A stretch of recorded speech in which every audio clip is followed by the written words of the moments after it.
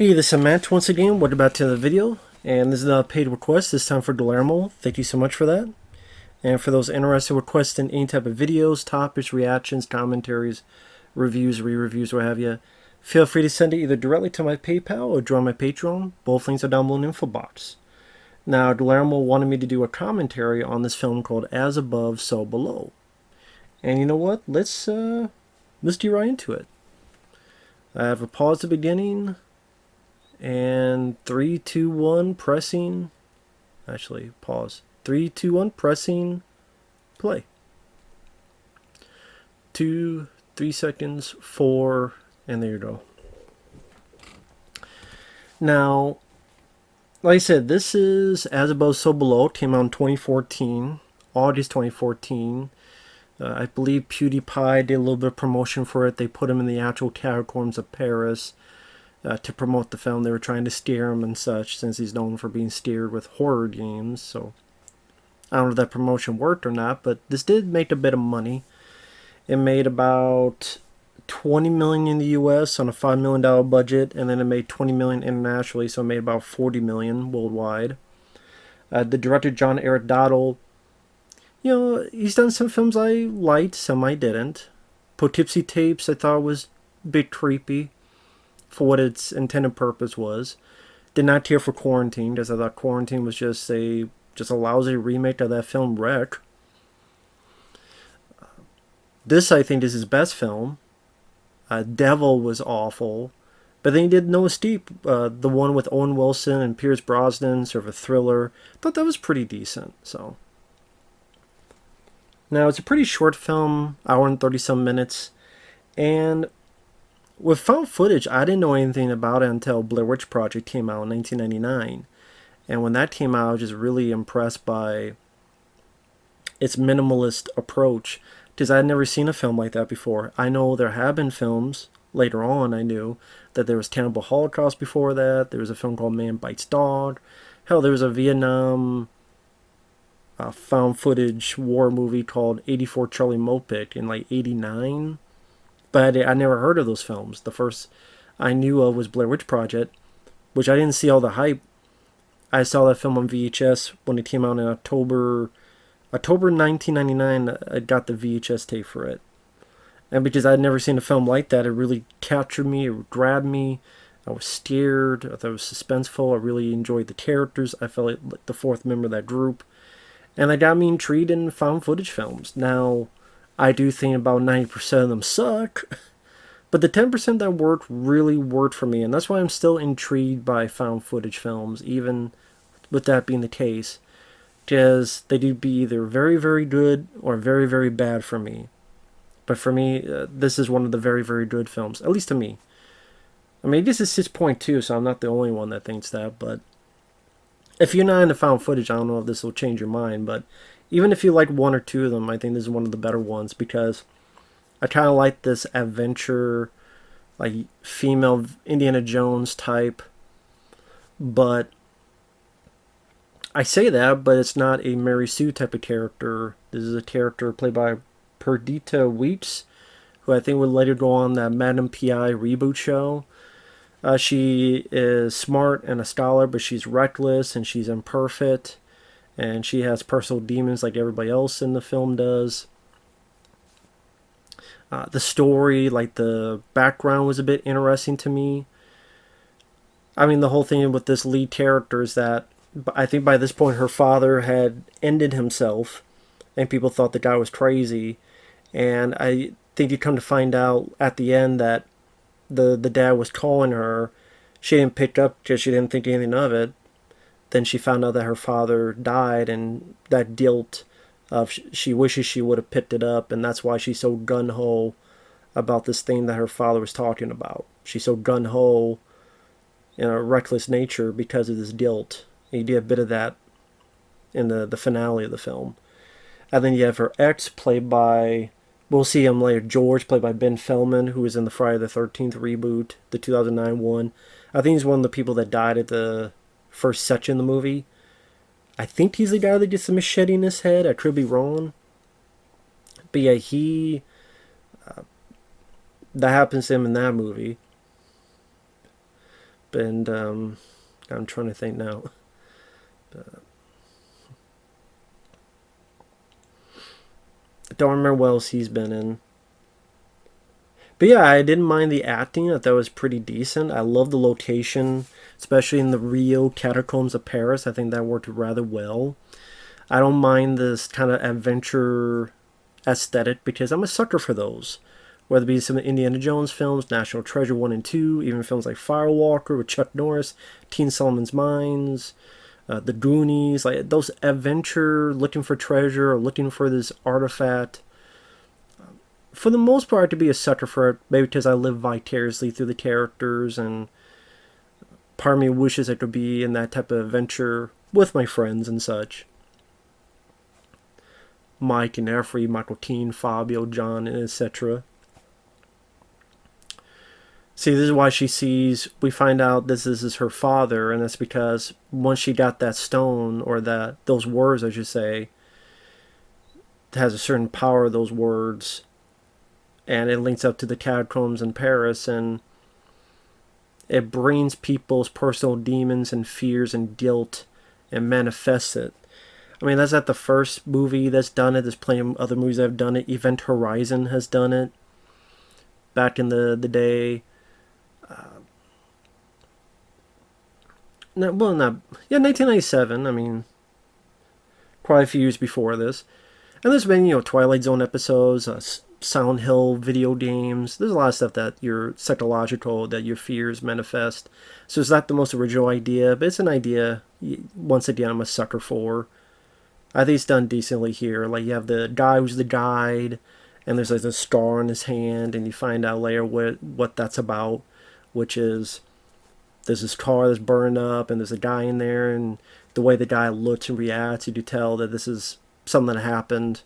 Car accident, whatever it may be, that he lived, but his buddy or his brother or whoever died. Her ex, Ben Feldman's character, he, how do I put it? What was I going to say? What was I going to say? Fuck. Oh, his brother, his little brother died, drowned, and is one of the reasons why he's going to say he doesn't want to come down underground with her. He wants to stay up top. And yeah, while this lady, I thought Perdita Weeks did a good job acting wise, and her character, maybe some view as bitchy, but I just see what they're going for is that she's smart, but she's reckless. She's imperfect. She's not Mary Sue. She's not Ray Skywalker. Now this guy here, Benji the cameraman, I think we're going to see him in a little bit. Yeah, there you go. He tells the guy, pardon. That guy who is the cameraman we're seeing now ushering the guy away. And now he's coming back. That's Edwin Hodge. I believe he was the homeless guy that tries to help in The Purge. And then he came back in The Purge Anarchy. I think that's him. I don't know what else he's been in. But yeah, one of the reasons I like the film is because of the location, the Catacombs of Paris, which is real. Sound like Elmer Fudd. It's a real place. And they shot in a real location, and it's real skulls, and the architecture. It's a great location for a horror film, especially one to be claustrophobic. A little bit of info about her father. Was your dad crazy? Why? Because he did that to himself. A little bit of why her drive is so reckless. I think the first time I saw this was with Mike, OCP Communications. I can't remember the circumstances to why we watched this together, but I believe we did. I think because it's just a new film coming out, and what's this new horror film, and maybe we thought it'd be bad, or we made fun of it, but I'm like, this is actually not too bad, and this is kind of interesting, and yeah, a lot of the stuff can be ridiculous with where the clues are, and same with National Treasure, same with You just say a lot of these type of films, but I'm a sucker for them. The meanings and clues and artifacts and all sorts of stuff. Again, that sort of adventure quality.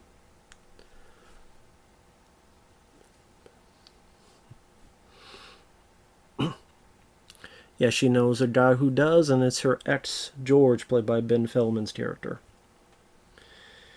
And lo and behold, you have people that actually work together. It's not just men are bad and women are good, and that's it.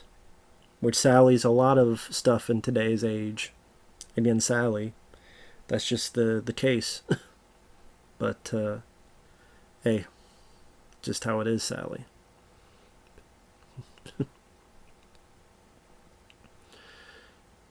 He likes to break into places like this and fix things. It is a different type of hobby, I'll give you that. But it gives a little bit of intrigue to the character that makes him a bit different than maybe the usual. And again, I think the actors did their jobs fine, perfectly fine.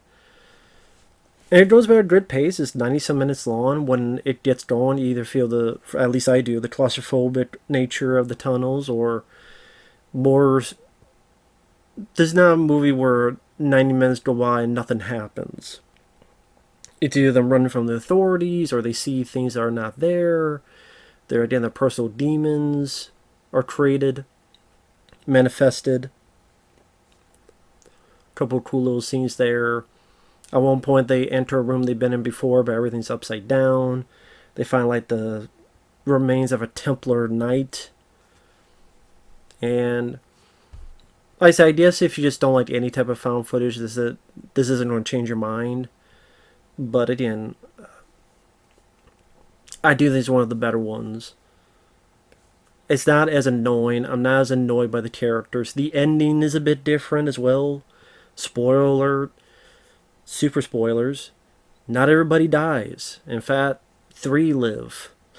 And that's very rare because 98% of these films have the same ending.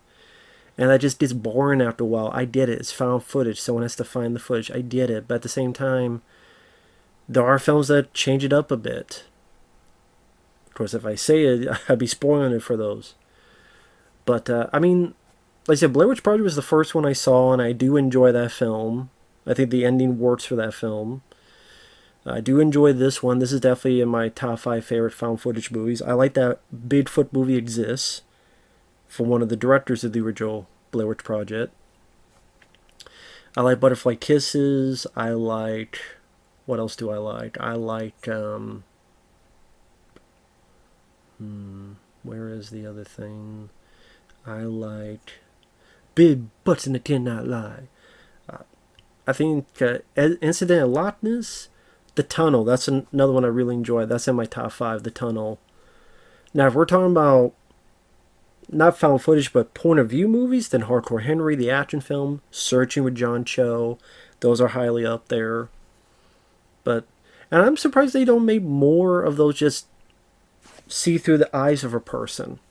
Does he get the same result of a found footage, but you don't have to go through the whole, why you put the camera down? Is the camera running out of film or running out of space? Why are you still holding the camera? Why didn't the camera break? You don't have to go through all that hoopla. You just go from a person's eyes, like a first-person video game. Why they don't do that, I don't know, but, I think that would work.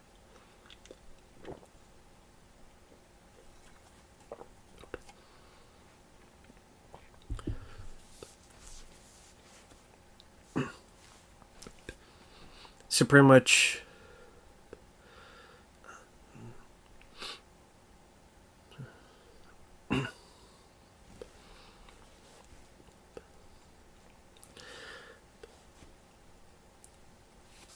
So that's what I mean. Lo and behold, we have 2 people working together, the guy and the gal. It's not one being better than the other. It's them working together. She can't do it without him. He's helping. They're spitting ideas back and forth. She's being reckless. She's imperfect. She led to him being in jail, and that's why you get the idea it was her fault the relationship broke up, not his fault. idea it's not just men are bad, women are good. It's again, people are imperfect, and it's not a fucking political message or shit. Which is, kind of sad. The found footage film did that better than fucking films of today. And again, this is that low budget, $5 million. Which you could tell one of the nitpicks I have is I like the idea of using fire to reveal words on the back of this thing, but there's some CG enhancement. It does not look that good, especially with the little sparks. I don't mind the look of the rolling fire a bit, but the little sparks is just cheap. It is a bit cheap looking. It just is. And I really enjoy the film, but you'll, for those following along, you'll see or have seen.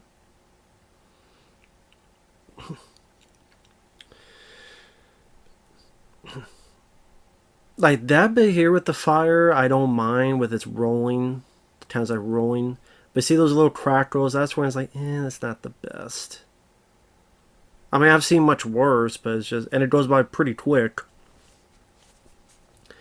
And that's the thing, that's one of the few, like, pretty much everything else is done practically for what I remember of the film. Again, I like the idea they used the real location of the catacombs of what was I going to say? Fuck. The real catacombs of Paris. Of course, they had to get the French authorities in order to do that. Understandably so, but like I said, it was pretty cool for that to happen.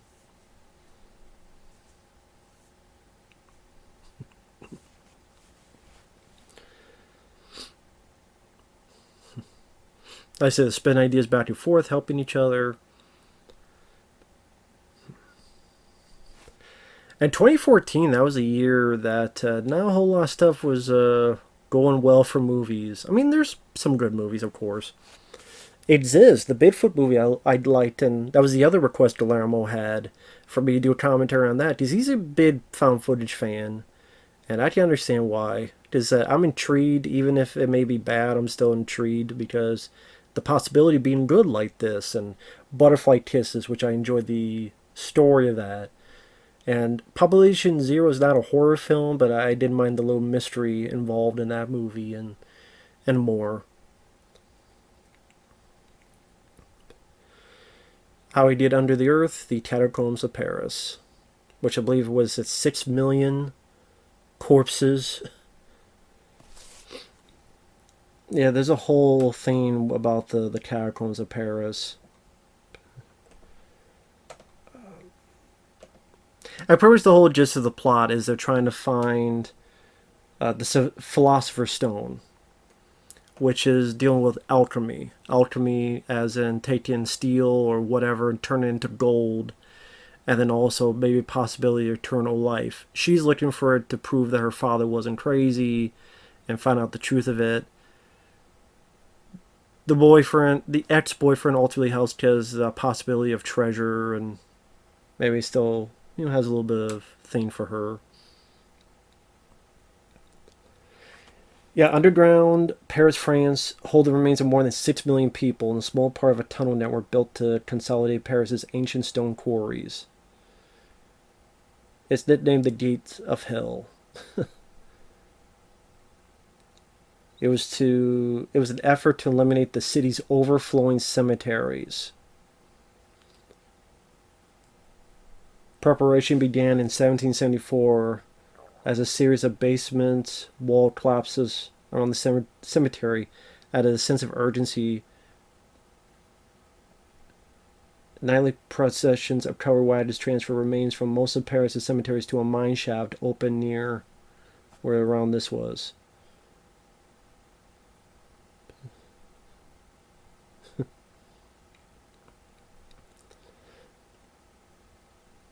I mean, that seems pretty fit for a horror film. It really does. And here's where our characters are taking the tour. See, these are real. This is all real. Real skulls, real bits.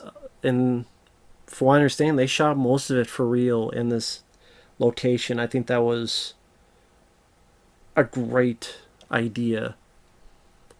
which is part of it. Find a good location for whatever it may be. The woods worked well for the Blair Witch Project. This worked very well for this movie. That tunnel system in the tunnel.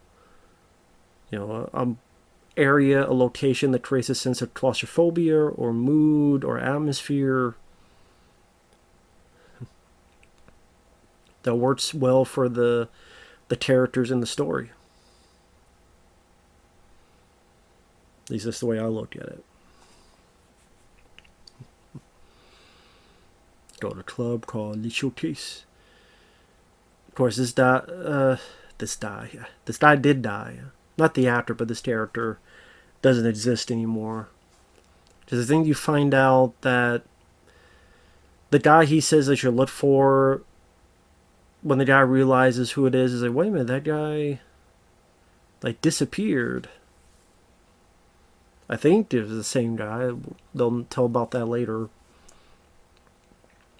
But you see, this kind of manipulation by these outside forces to get them where they need to go. Now, this lady here, I don't know if that's supposed to be another manifestation or if that's just a creepy lady. And that's what makes this cameraman paranoid, is because of how creepy she seems. Because he does mention her later. And then with the whole manifesting of your fears, manifesting of your guilt or your personal demons, or again of your fears. He thinks of that lady and freaked out about her, and then that's real because she's being freaky, but her behavior makes him imagine her in the tunnels. That could be the case as well. I don't know. Why is she weird? It's bound to be weird people everywhere. Or maybe it's the thing manifesting in itself, and we'll fuck with them later. But I assume it was just a weird lady. Maybe she was high. Maybe she was just being weird. Maybe she is related to that fucking I Like You in VHS. I don't know. Now this guy is François Civil as Papillon, who's going to be their guide. And then there's going to be two people with him. His girlfriend, played by Marion Lambert, and his buddy, Zed, played by Ali Marhyar.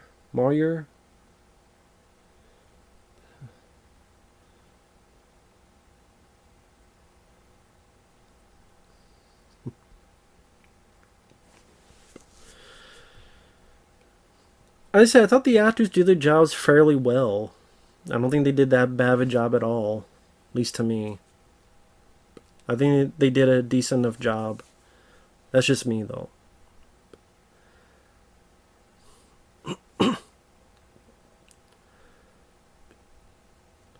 Now he stresses he's not coming because of this whole deal what happened later when his... Number one, he's claustrophobic, which he was claustrophobic in real life as well, and then what happened to his brother who drowned. Or maybe also a bit of common sense where he's like, no, I'm not going to go down there. I'm going to wait here and when you come back. Now, as he mentions, and you can't have cell reception, and I believe that's true, that you cannot have cell reception. Because I think in the making of the film they had issues with that as well. They turn call to get supplies or something. That scar on his hand is a hint for his personal demon later, where there's a burning car and someone burning inside, and maybe some car accident that led to him getting that scar on his hand, but his buddy, whoever, died. So that didn't really work out.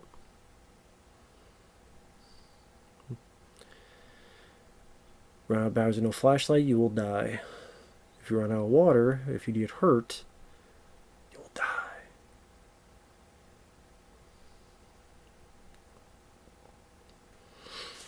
Yeah, apparently.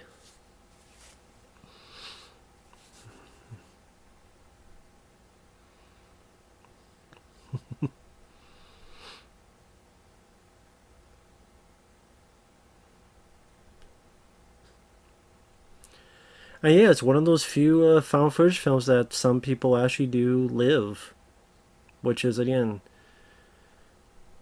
a small percentage of these type of movies.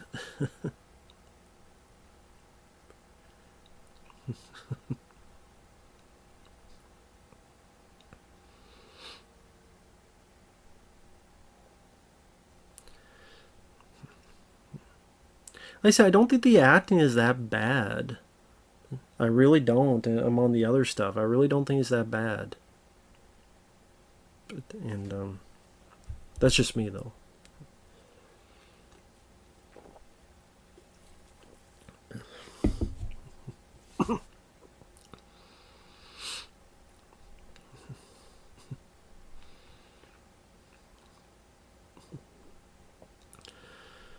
Okay.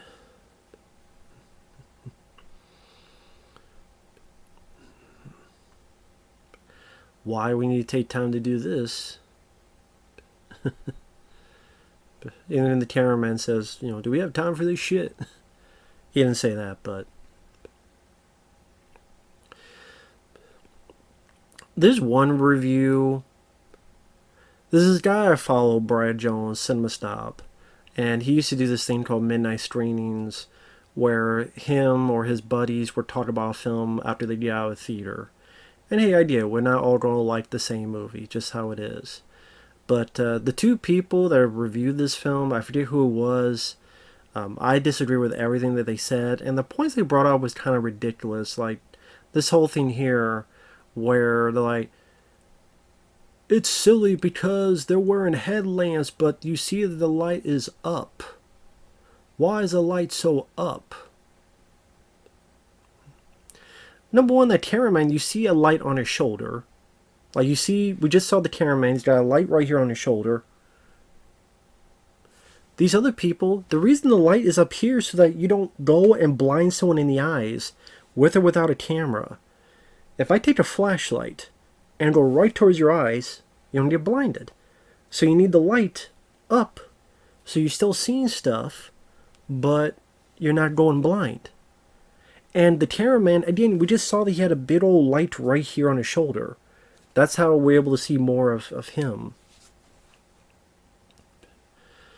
That wasn't too bad of a jump scare, where obviously security guard wanted to get them. And also finds a way of a guy who did not want to go down. He's forced to go down. And he didn't want to, but he's forced to, otherwise he'd go to jail. And then the bit of backstory that he's been in jail before, so he doesn't want to go again. And here he got in jail because of her. He doesn't want to do that again. So you can kind of understand his point of view.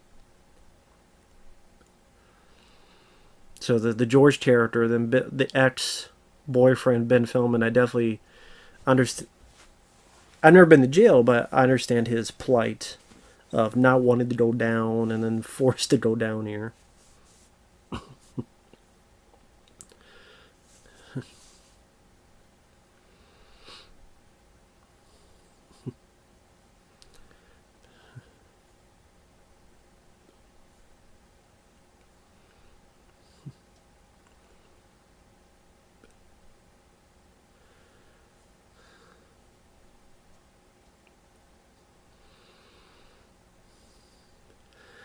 And also, like, these lights, they're going to hit the ceiling and bounce back to help you glow a little bit. So, they're just like, well, why is his face so lit up? And yeah, because these lights do illuminate.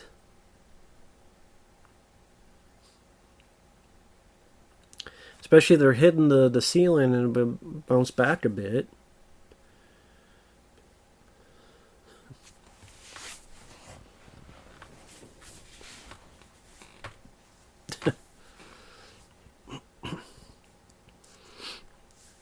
Again, I can't really blame the guy being this upset. I can't blame him at all.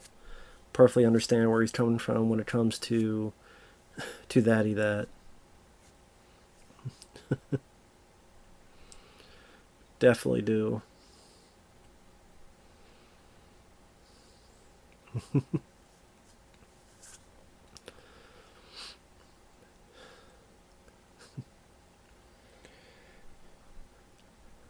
I was a bit out of it at first because I had this plugged in, this camcorder, and 20 minutes in, it screwed up.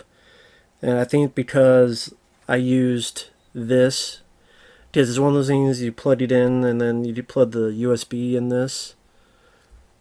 Well, this is an older one, as you can tell, it's a bit beaten up, so maybe one of these things were not that good. So it didn't hold as long as it should. So, because I got like 20 minutes in and then the camera shut off. I'm like, what the fuck? But using the one I use for my cell phone, so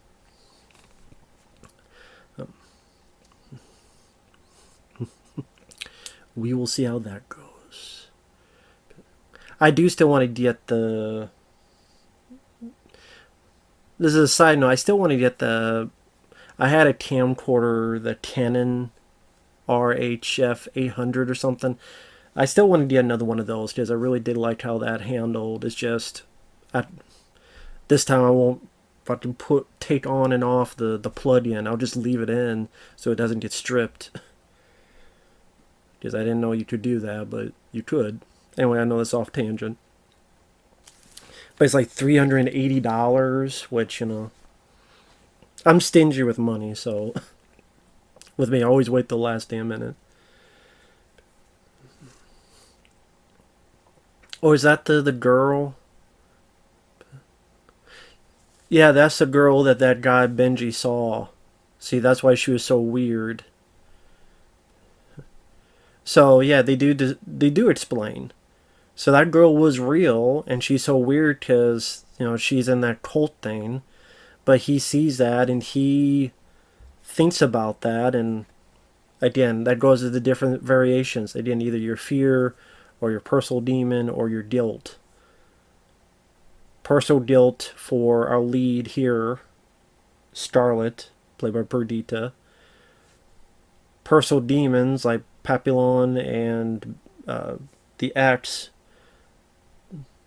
Ben Feldman's character George, his brother, drowning when they were kids. Or with the cameraman here, maybe he doesn't have like a personal demon, so it's a fear. Like I said, I know that's been, I mean, but maybe it's also like, it reminds me of a bit of Silent Hill type of stuff, so like I said, I could be a sucker for that. And like I said, the location works rather well.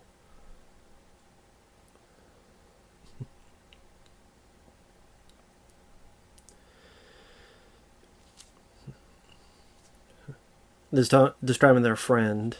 He lived down here for years. He knew every corridor except this one. There was something bad. He went down there one day. He never came back. And that's the guy that told them to go find this guy. And then when the camera turned around, he disappeared.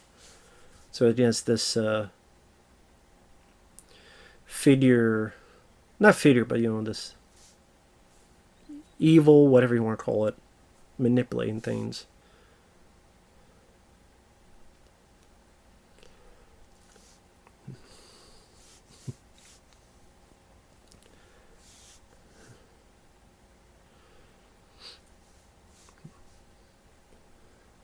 See, at least Perdita Weeks, I like that her character is not that bitchy. Because so many other films I've seen, they could really take this character tremendously into real bitchy territory. She's a bit reckless. It makes her a bit imperfect, but I didn't find her bitchy. Now this I would never want to do because tight spaces like that, I could easily see myself freaking out. Am I claustrophobic? I don't know. I mean, I really, like here, you know, I'm in this room. I don't feel claustrophobic. If I go in like a bathroom or something, I don't feel claustrophobic. So I think it's just the tight spaces, the fear of possibly getting stuck. That's where I think it's just the like what this guy's going through here. Like you're stuck here, and you can't go back, and you can't go forward, and you're worrying about, do I have enough air? Do you have enough this and that? That would be something I would freak out as well.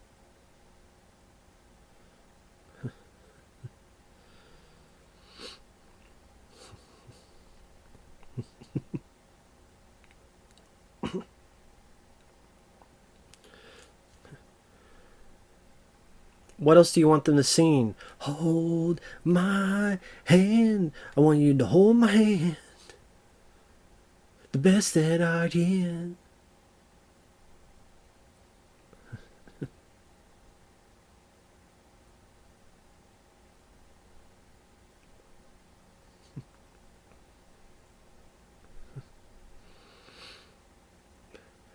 This guy's absolutely freaking out. Absolutely freaking out. I mean, what do you expect? They mentioned catacombs. What do you expect it's going to be?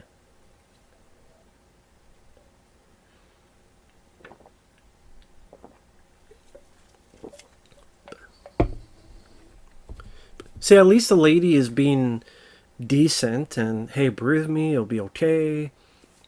Not just being a total asshole.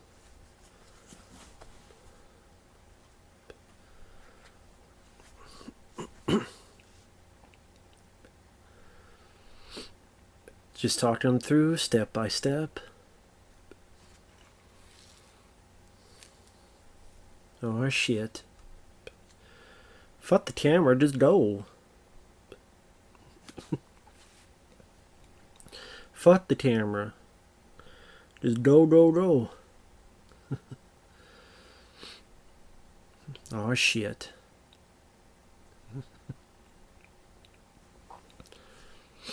It was a very hectic place to be, so it made sense that things were collapsed like that. And I said, I can't really blame the guy for freaking out. I would freak out as well in that sort of tight space. Obviously, if you don't like the film, you would make fun of the characters. I've done that plenty of times. But there's also that part of your brain that goes, in real life, you never think you'd be in a horror movie. What I mean by that is, if you're in your house one night and you hear a noise, you go look for it. Because you figure, okay, it's your animal, your pet, all that stuff. But if you know it's a horror film, we go, what the fuck you doing going to that noise, you fucking idiot, you dumbass, you going to that noise? It's all the perception. See, this is where it's fucking with their heads. Oh, wait a minute, there's no way this could be the case. There's no way that should be the case. Like, it's fucking with their environments. A little bit kind of like Blair Witch Project, where they walk in a straight line, but they turn around and they're back at the creek. Or they're back at this broken tree. Only here you can see more tangible and physical. Where it looks like they're in the same room, but then... Or they're in the same place, but things are tweaked a little bit.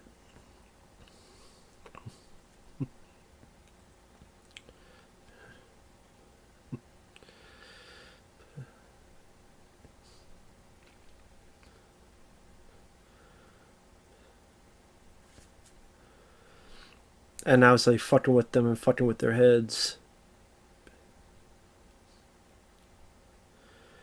You understand? To me, I understand both sides. You have your signature right there, and are you taking us for a ride? You want to try taking us for our money? On the flip side, it's, this guy's absolutely confused.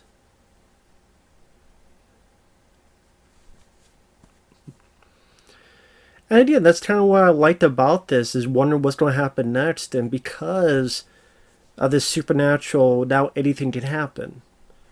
As minimalist as possible. Oh, there's a phone. Why the fuck is there a phone? Where is that phone coming from? What's going to be the deal with this?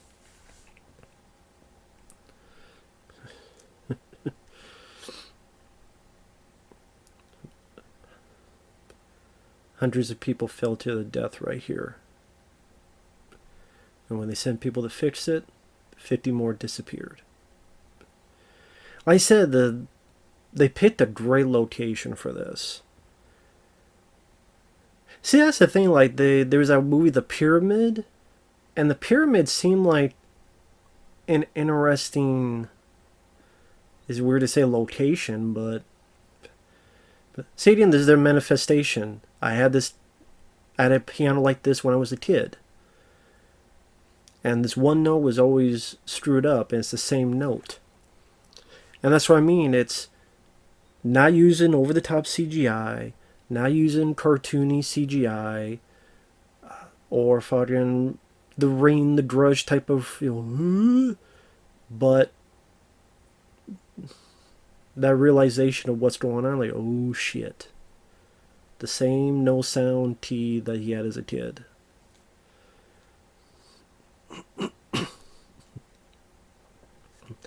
What's going on? A shit ton going on, apparently. We shouldn't be here. Yeah, well, if you say so. Why the fuck does the rain keep fucking raining? Rain, rain, rain. Rain all night long. Keep raining. I said keep raining. Yeah, keep raining. Keep ringing that fucking phone tonight. Just ring, ring, ring that bell. Anyway, sorry.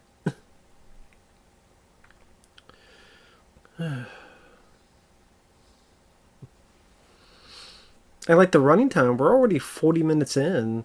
I mean, technically, you take in the end credits, we're almost halfway through the film. So yeah, it can go by pretty decently quick. That's one of those old school phones, old school rotary phones.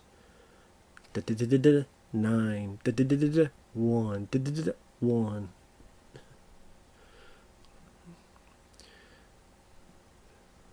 Like, would you really expect anyone to answer? That's her dad, because she didn't pick up the phone.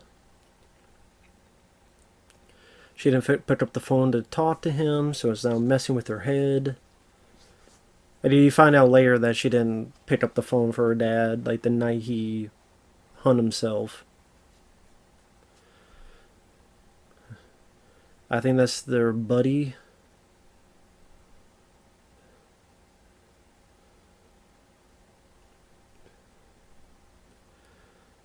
Actually, I can't remember. That may not be the same person that told them.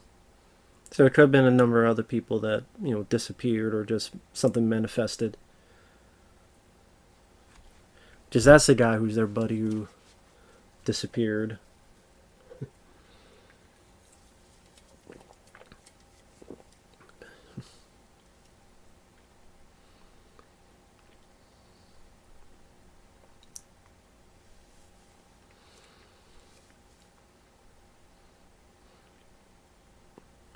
Yeah, I'm not going to follow this guy.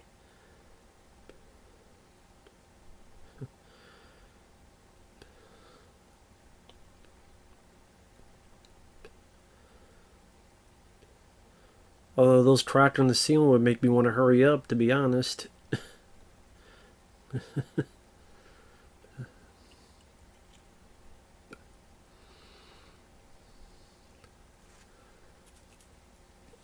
Of course, that's one of the issues many people have with found footage, understandably so, is that obviously because of the format, it would be very shaky. But this I can understand with the circumstances. In a film like the Bourne Identity action films, I understand a lot less so. A lot less. Where is he? He's right there.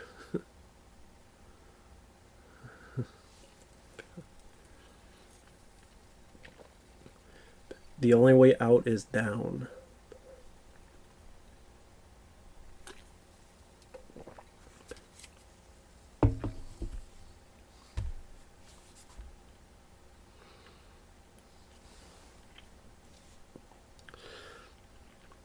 Which is true. At the end of the movie, that is the truth. Like because the way they enter, things have been turned upside down.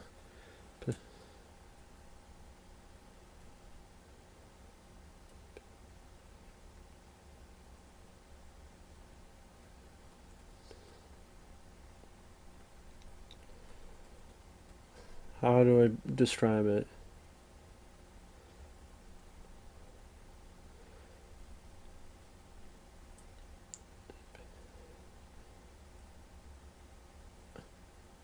The drawing of a door on the ceiling along with a Gnostic Star of David symbolizing as above so below, which reveals a hidden opening in the floor. Abandon all hope, ye who enter here, in Greek, identical to the script on the entrance to hell in Dante's Inferno.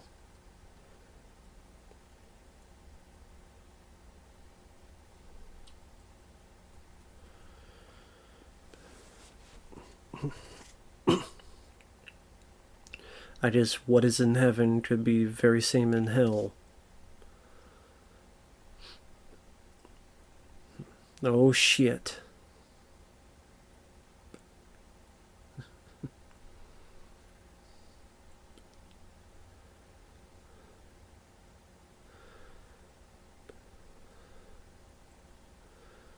Yeah, the clip apparently broke, but I like this kind of exploration portion, so it makes it this excavation, not excavation, but yeah, the exploration. So they're always on the move. It's like they're always on the move, and to me, because of just how creepy this claustrophobic location is, it just didn't seem boring to me.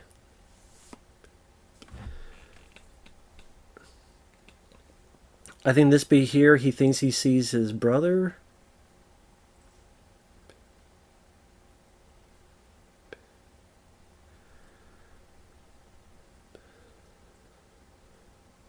Oh yeah, the playing of the sound. I thought that was kind of a cool idea. How even sounds being manipulated. Even the sound is off whack. How it could play not just with manifestation of physical, but also of audio.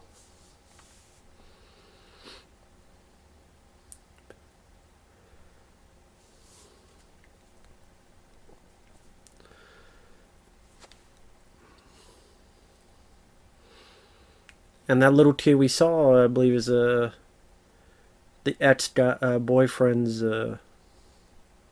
brother who drowned. I think. Or is that meant to be that guy there, Zed? Because I believe at the end he mentions there's a son that he hasn't claimed. So I don't know if maybe that was meant to be him. I can't remember. Or if that's meant to be this. Again, the George, the ex-boyfriend's brother who drowned.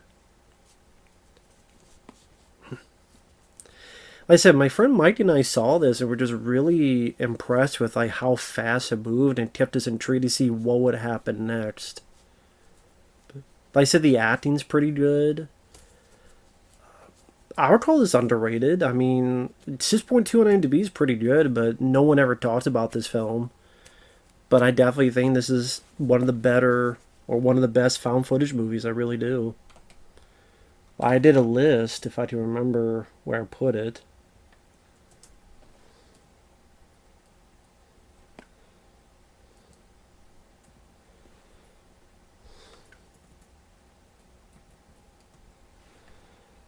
Alright. Scarab, it was in The Mummy. Yeah, Egyptians, pyramids.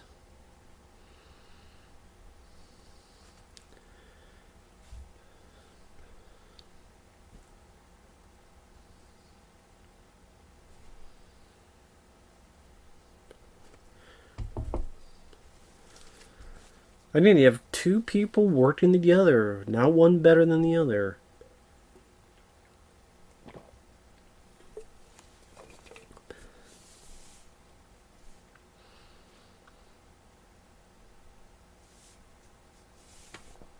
So now we have like a possible trap, kind of like Indiana Jones, a possible trap to find what would be the best stone to turn.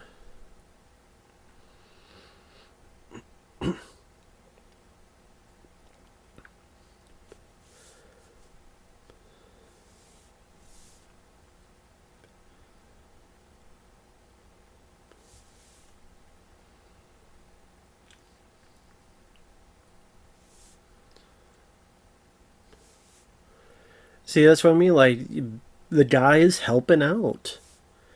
I keep harping on that because that's the thing. Like, nowadays, we take for granted that it's just this whole era of men are bad, women are good, And women are not bad, and not all men are good either. But it's just this kind of this actually has a balance.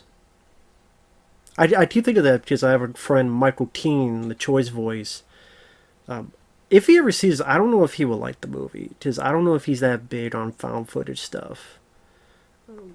He wasn't that big on the tunnel, which is cool.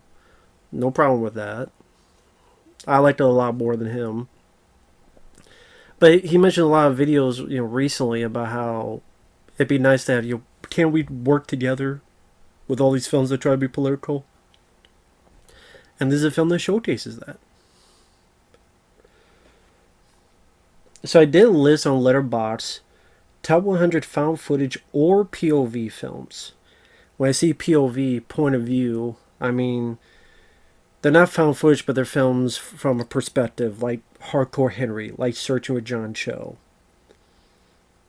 And these are my top. I would say the first 40 of this 100 and some are ones I love to ones I could deal with. 1 Blair Witch Project, 2 Searching, 3 The Tunnel, 4 Hardcore Henry, 5 As Above So Below, 6 Exists, 7 Butterfly Kisses, 8 Savage Land, 9 Digging Up the Marrow, 10 Behind the Mask, The Rise of Lazy Vernon, 11 Into the Storm, 12 Cloverfield, 13 Afflicted, 14 Beaches 2, 15 Population 0, 16 Hotel Inferno 2, 17 Horror in the High Desert, 18 This is Spinal Tap, 19 Incident in Loch Ness, 20 Lake Mungo, 21 Fake Blood, 22 Taking Up Deborah Logan, 23 They're Watching, 24 Operation Avalanche, 25 The Sacrament, 26 Howard's Mill, 27 St. Francisville Experiment, 28 The Possession of Michael Keane, 29 The Dirties, 30 Chronicle, 31 84 Charlie Mopic, 32 Unfriended, 33 The Curse of Professor Zardonicus, 34 Evidence, 35 E-Demon, 36 Hotel Inferno 1, 37 Poughkeepsie Tapes, 38 Grave Encounters 1, 39 Fear of the Demon, and number 40 The Borderlands. I think also known as Final Prayer. Those last couple are ones that I could deal with. And like the top, I would say 30, 35 are the ones I do like. And then the top 10 are ones I love. That's really like this adventure aspect and finding gold and finding treasure is something I always wish I could do in real life. Something I always wish I could do in reality. Sadly, it's never been the case.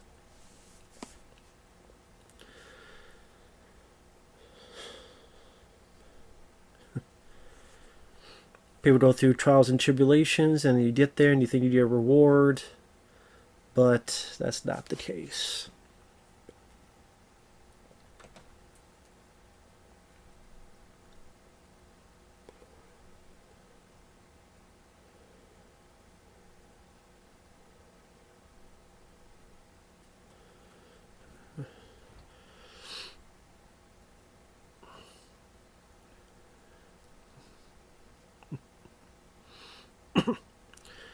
Find the truth of it all.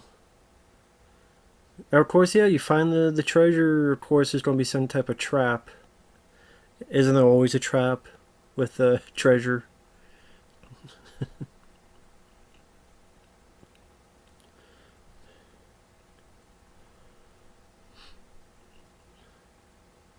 Yeah, that guy there, I wouldn't trust him as far as I could bowl him.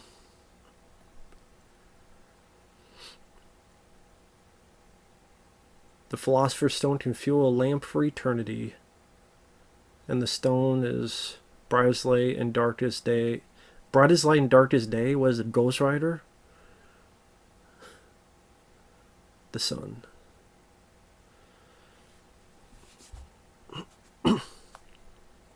Or Madeline Love, huh? The first child, the sun. Yeah. Anyway, why am I repeating the damn dialogue? I don't know why. And you find out it's not really the stone means doesn't mean anything. It's because of this mystical voodoo jujubes.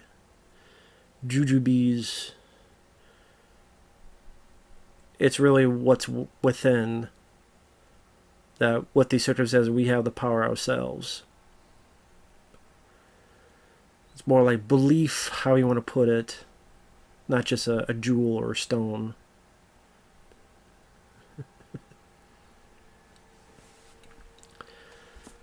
There's a thing on the wall that when she wipes off, it's like a mirror.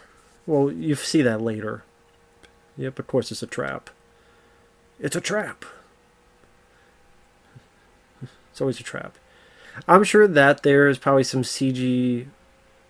I don't know. Doesn't look that bad for manipulation because obviously they couldn't make the real tunnel.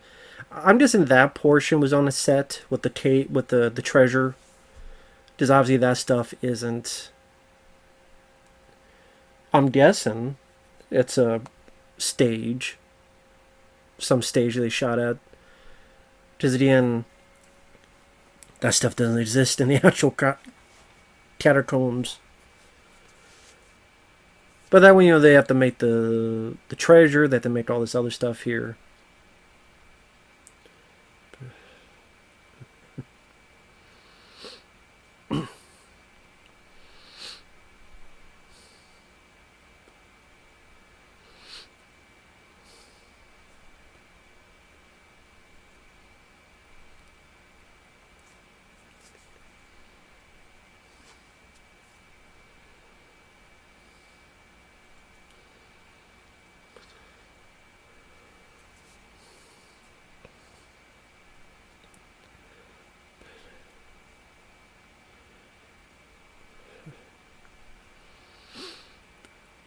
And here we don't see a bit of the power of the stone here.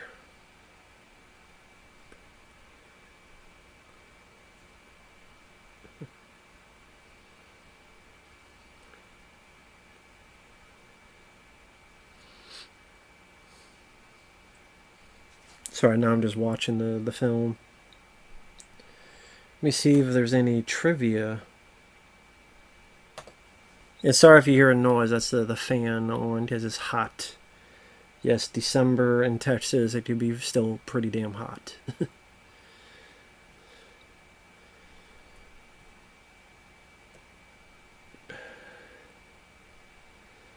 Let's see, is there any trivia?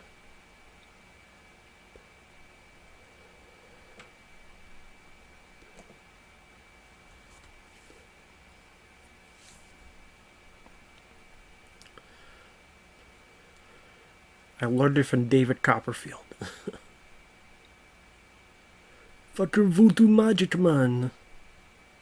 Learned it from Screwface. I hope they weren't triplets. This was the first ever production that secured permission from the French government to film the Catacombs. Ben Feldman, George, suffers from minor claustrophobia. He had to keep taking breaks to cope with it. That nightclub was a real nightclub in Paris that they went to earlier in the film.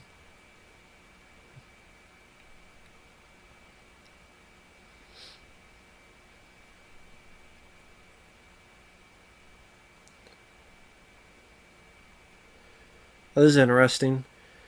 When the lead girl Scarlett and the ex George are on the clock tower discussing her journey to Iran to find the rose key, the bell and clock mechanism begin to move by themselves. This might signify the foreshadowing of George's own life, as he resembles the life of Dante in the Inferno, who is forced off a road against his will, having to go through hell itself. Also note the encounter with the police officer near the entrance of the catacombs symbolize the she-wolf in the Inferno, forcing George to go into the catacombs when he insists that he will not. The title comes from Masonic teachings and lore, which in turn is based heavily on Christian language and belief, specifically being transcribed from a part of the Lord's Prayer in which the phrase "on earth as it is in heaven" refers to God's will being carried out both in heaven and on earth as he sees fit.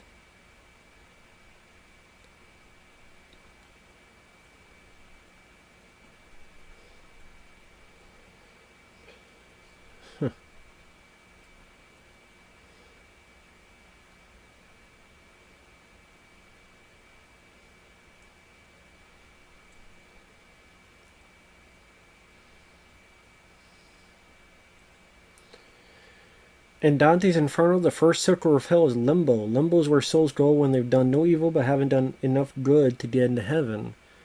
So that guy, La Taupe, seems like he was in a limbo. Dead and stuck in limbo. I didn't realize it when they went out of the water, they were soaking wet, but that other guy was dry.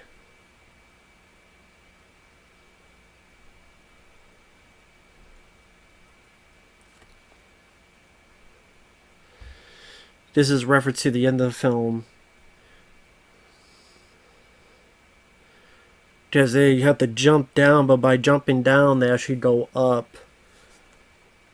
A reference to Dante's Inferno. To a steep hell, Dante has to climb down Satan's hairy belly into his navel, which is said is the center of the earth. Here, gravity is reversed. Down becomes up. Hence, the jump and fall return them to the street level above. At the end here.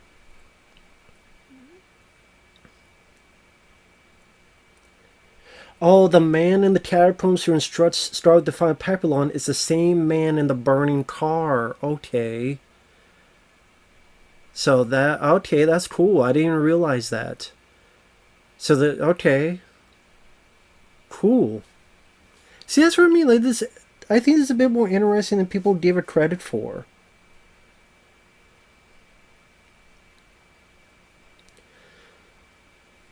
Like the complete journey of hell through the secret tunnels of the catacombs are as follows. I'm not going to pronounce this right. The vestibule. The group encounters a gathering of two sets of divided cultist female souls, a faux tunnel, and the 9 circles. Limbo.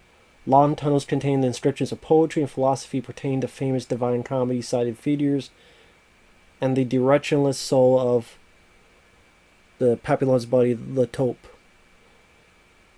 Lust. Almost completely colorless tunnels, the loud vortex of souls, hissing aminos and Italian inscriptions. Gluttony. Widened third floor tunnel section containing the growl of an unseen Cerberus. 4. Greed. Enclosure containing the mark of David. Huh. Well, it's on IMDb trivia. I'm not going to read it all because I'm too dumb enough to figure that out.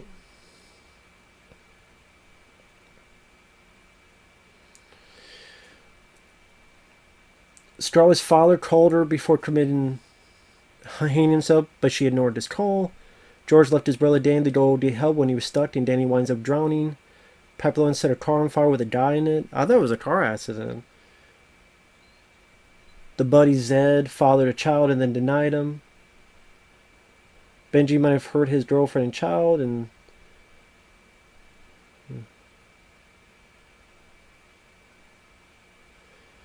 our last 3 spare because they admitted their sins, repented of them, and took a leap of faith.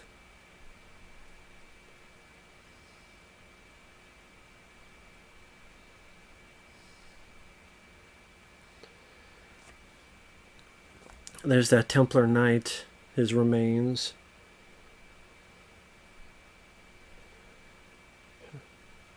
Some interesting stuff in the trivia about the story and the background of the story.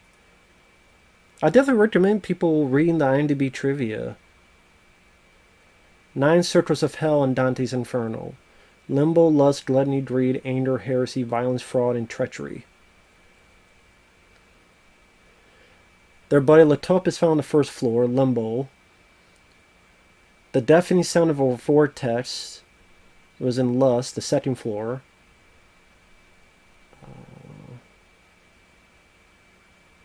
Let's see, there's the 4th floor. I don't know what the 3rd floor is. 4th floor, greed, treasures found but cannot be obtained.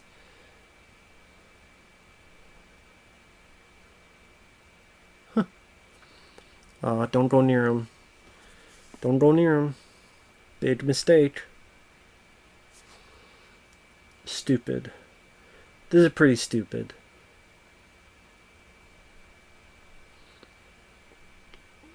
Yeah. Never go by people like that. That fucking guy ran off quick.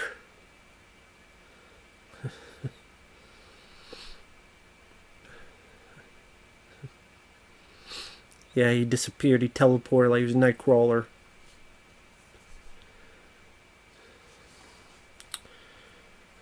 Never go by some weirdo,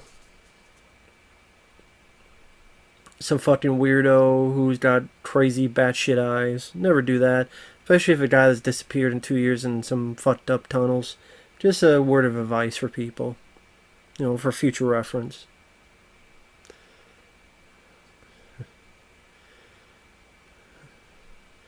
I thought this guy did a decent enough job. Just how do you invoke sadness, but if you go too over the top, people will laugh. They wouldn't laugh in real life, but because it's a movie, we know it's fake. People could unintentionally or intentionally laugh. So I thought this guy did a decent enough job for what he's given to do.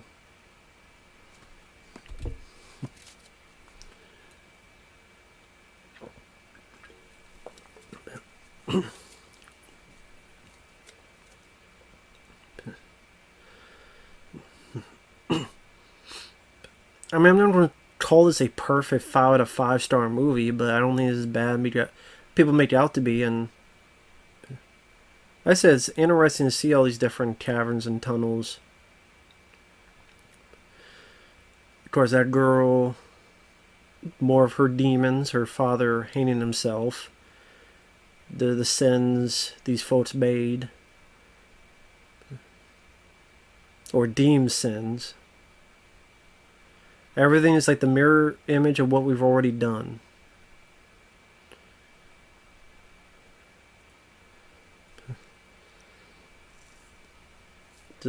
I also like that motif, the upside down rooms, the mirror images. They went to a room, it looked the same, but everything is upside down. I think that stuff is pretty cool. Pretty like neat ideas.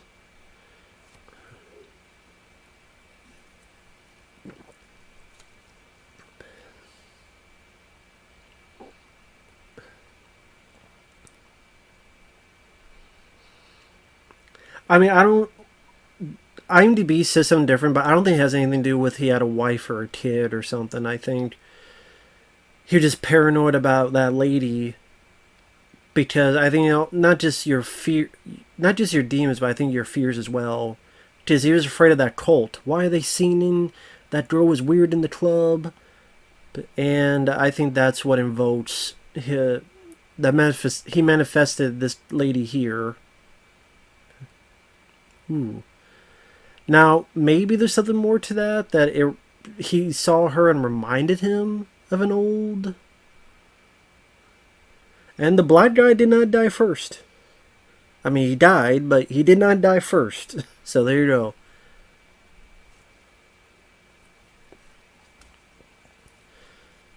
The lady died first.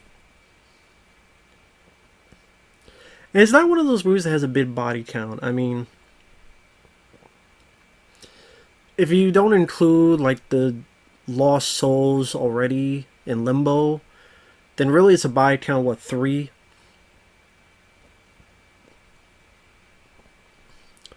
The girl, that guy, and then their guide will be the last one. Like, we're an hour and 8 minutes in. There's only... I can't remember how long the end credits. At most 20 minutes. Take out the end credits. Oh, this is where he sees his brother in the water. I thought that was a cool look. I thought that looked pretty creepy and cool. Like you could barely see it, but it's like, what the fuck?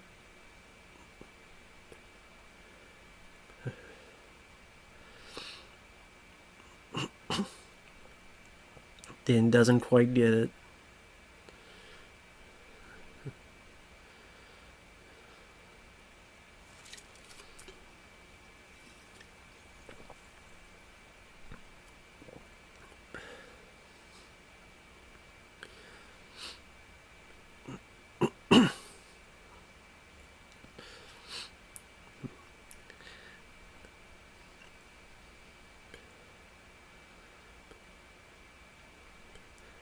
I think so around here he admits what happened back in the day.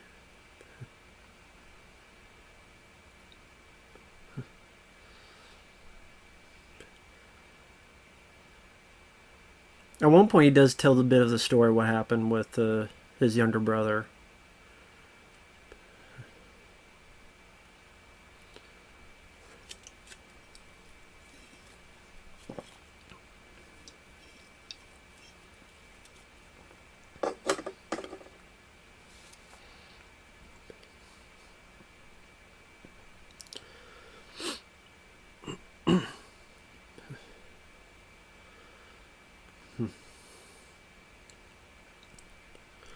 Ah, yes, the other guy's personal demon.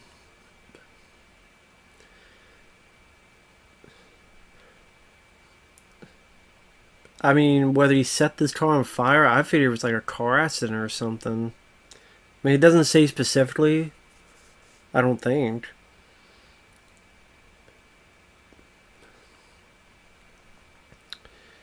But yeah, this is why this guy had a burnt hand.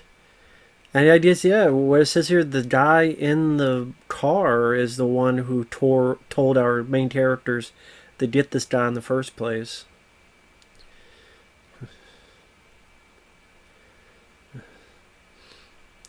Yeah, and this screams like a Silent Hill type of thing.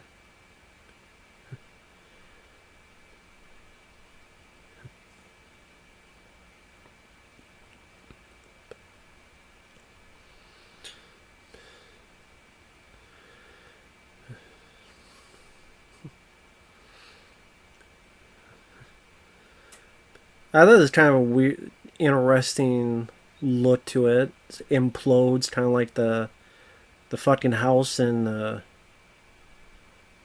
Poltergeist.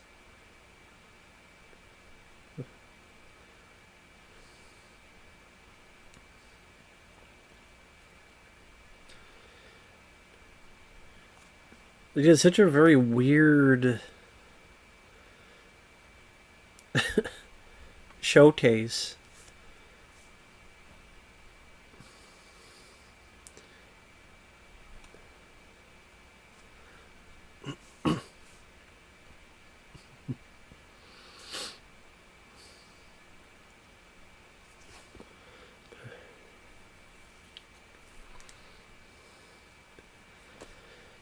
More of these weird ass noises.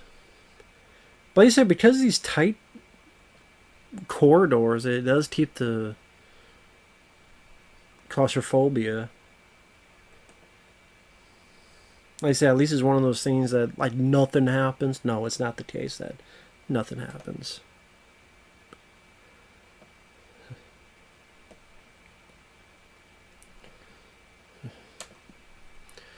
I mean, critics took a dump on it, but these probably same critics that love Captain Marvel and other bullshit. In my opinion,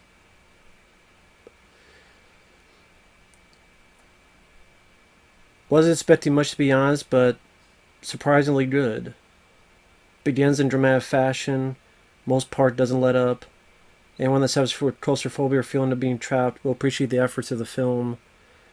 Some creepy scenes, like the part where the phone was ringing, that was atmospheric. Pushed deeper into the cave.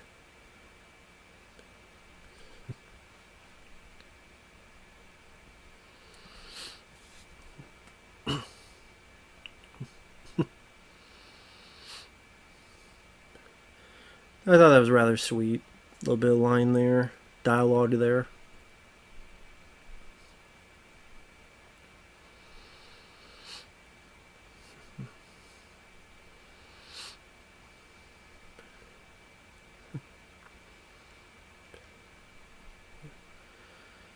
Now there's a... Okay, not yet. It's been a while since I've seen this, so I'm trying to remember exactly what happens next. Again, that's why I'm a little bit lost of thought now, just enjoying the film.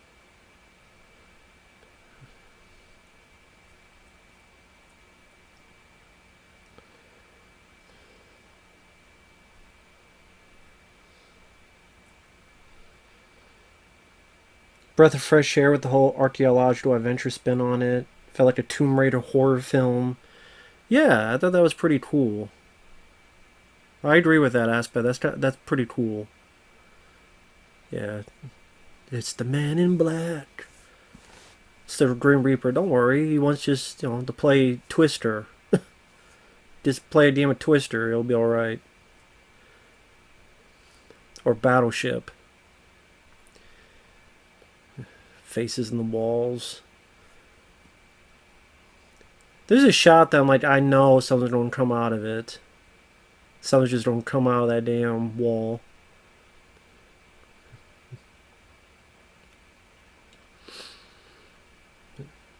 Just kind of weird aspect, like these things and in cloak. What the hell is it? See that face there on the side, you know something's up with that. Right by them. Right there. But that's where they set them up before, see them on the wall. Because you concentrate on that, then definite CGI enhancement there. Like they just punch the fucker out. Good. Get some action in there. Punch him the fuck out. That's what I would do. I'm not brave. I'm no hero. Hero's just a sandwich, but if someone like that's coming at me, I'm going to try to kick or punch it out.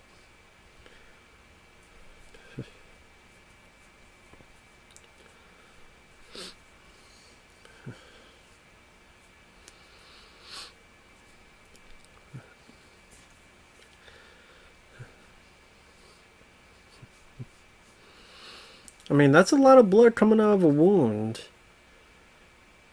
Now, I'm no doctor. I don't know how fucking long you can live with that damn shit going on with your throat. Yeah, it's not working for some reason.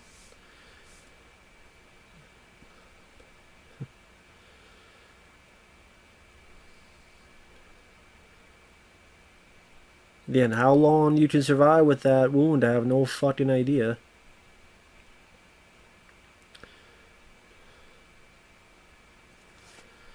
Hidden stone. Rectify your at hidden stone. And now she's going to risk life and limb to help the guy she screwed over before, sort of her redeeming of herself. Redeeming for getting him in jail in Turkey. Still caring for him. Nice because, yeah, again, the lead actress is doing a good job. She's giving a capable performance. And this is based on character and emotion, these actions. Not, I need to get the story, you know, for science. No, it's, I'm doing this because I care for this person. And the emotion is driving the rest of the plot, the sequences here. And you get to see her kick some ass. Dude, fuck, I'm away. I love that. Obviously, through editing, it's this... I mean, she gets up quick. It took, what, 20-some minutes of the movie? 30 minutes? It takes her, like, 20 seconds. Fucking Lara Croft here.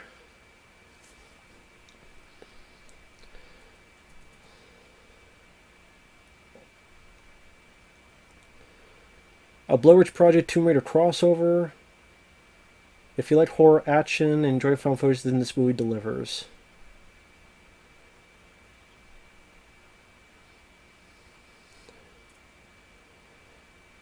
I also like the reference to Dante's Inferno, sort of a modern way to tell a story. Acting, film, and direction were good, and so was the writing.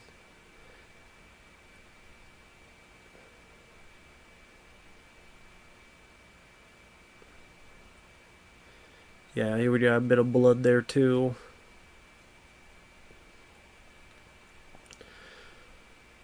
Baptism by, well, not by fire, but by blood.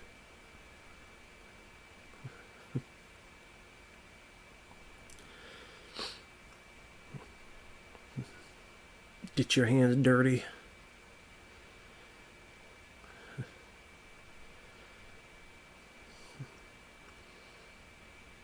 Finally, let's go over guilt and let's go over sins.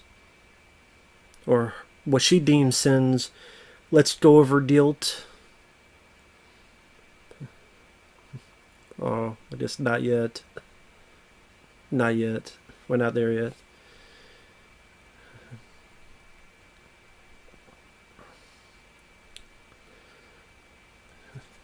Sorry, now I'm just watching the film.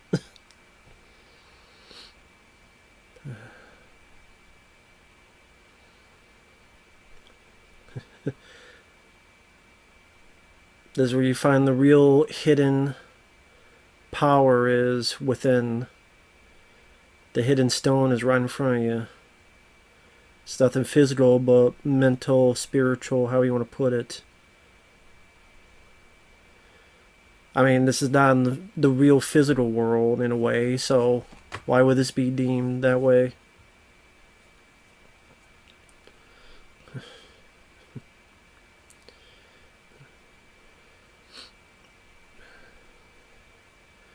Again, a decent guy doesn't leave this guy behind, drags him, even risk of his safety. This is going to be baptism. Not through fire, but yeah, in there.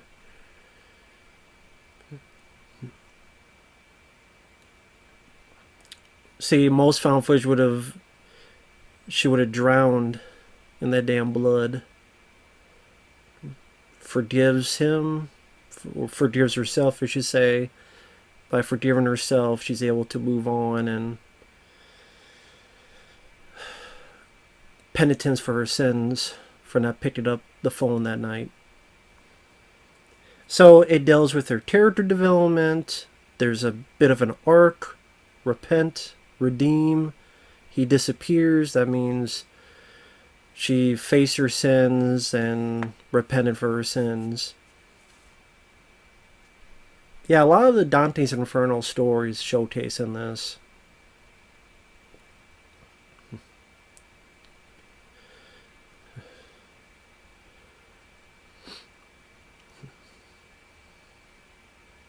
Just fuck on my way. Zed's dead, baby. Zed's dead. No, wrong movie. This is a different Zed. There we go. Hold my hand. You don't feel my hands. The best that I can. And what matters the most. And it works. Works rather well.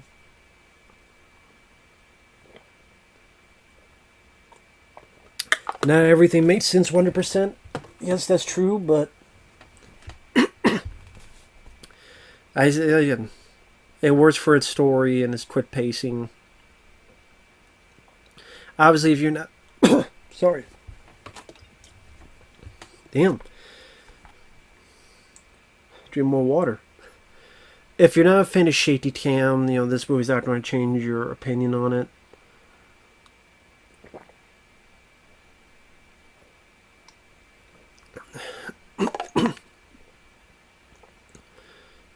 Rectify ourselves of our sins.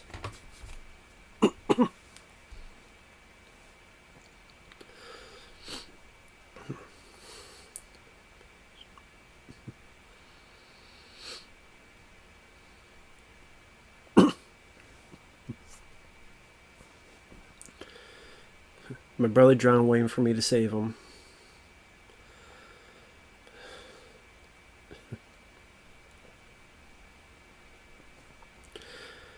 Because what would happen if you didn't have anything deep like this?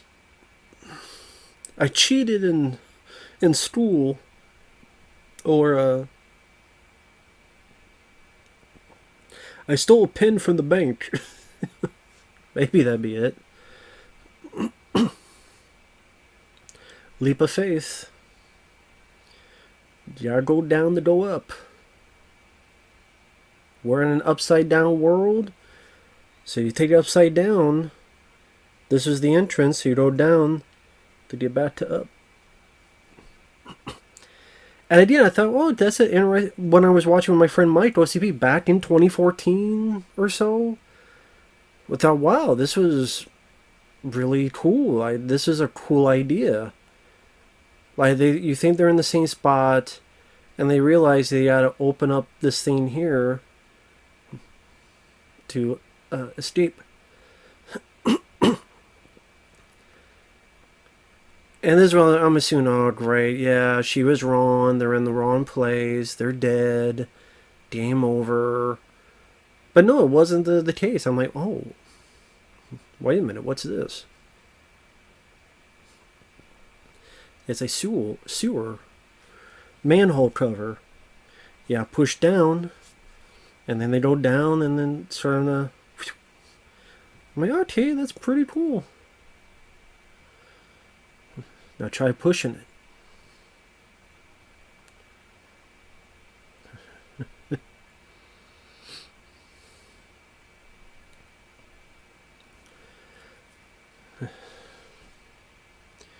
No, they didn't need any treasure or anything, but they realized, what's important. Just this guy here is gonna deal with his son, and these two maybe get back together and concentrate more on that. Use his footage, maybe publish a story, whatever. I would assume they have to, because his cameraman is now missing. They'd be like, what the fuck happened to him? Well, here's the footage.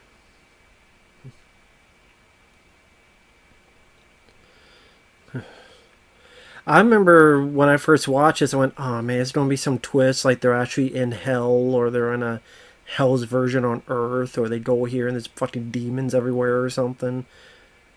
Just like I said, it's like, oh, it's very rare. Like, don't screw up the landing. And it didn't. I'm like, okay, good movie, really good. Very cool. That was... So yeah, I think there's a lot more to it than people give it credit for. At least to me.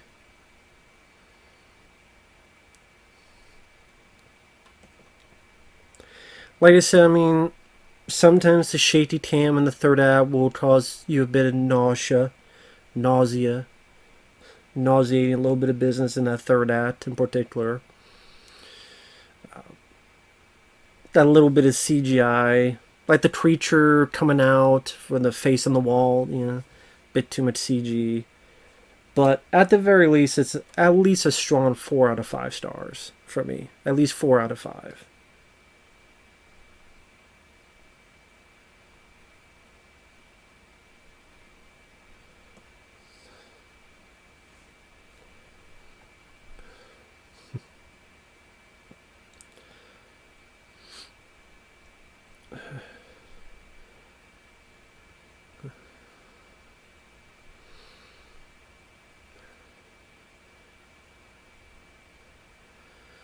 Yeah, nice ending. They hug a little bit from before that it's not about the treasure. She's looking for truth. Also in the vein of her father.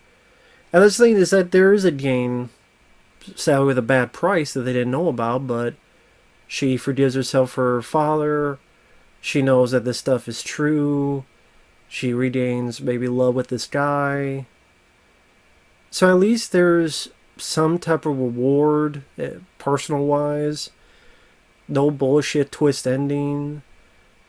And even these credits, I think the way these credits are done are pretty cool. I like the look of these credits. And yeah, the movie's only an hour and 28 minutes.